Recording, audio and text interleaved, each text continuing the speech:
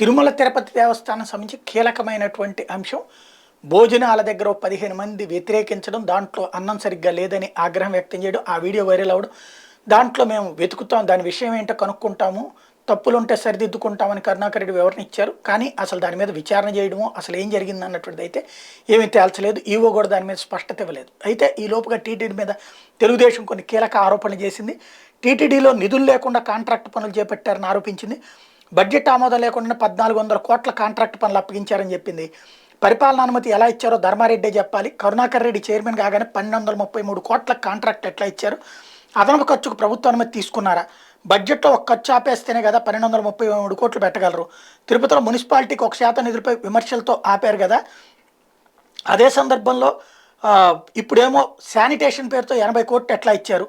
ఇన్ని రోజులు తిరుపతిలో పారిశుధ్యం ఎట్లా చేశారు? ఇంటి పన్ను, ఆస్తి పన్ను వసూలు చేసే ఇస్తున్నారు కదా. మరి ఇప్పుడు శానిటేషన్ ఖర్చును టీటీడీ పెట్టడం ఏంటి? శానిటేషన్పై ఖర్చు పెట్టుకోలేని స్థితిలో తిరుపతి మున్సిపాలిటీ ఉందా? అదనపు ఈవో చైర్మన్ ఇద్దరు అనుకుంటే సరిపోతుందా? ఉండి ఆదాయం కూడా నెలకు 130 కోట్లు దాటలేదు. కొత్త నిధులేమీ లేకుండా 1250 కోట్లకు పనులు ఎలా పిలుస్తారు? కొత్త చైర్మన్ వచ్చారని లడ్డూలు పంచిపెట్టినట్టు పనిచేస్తారా?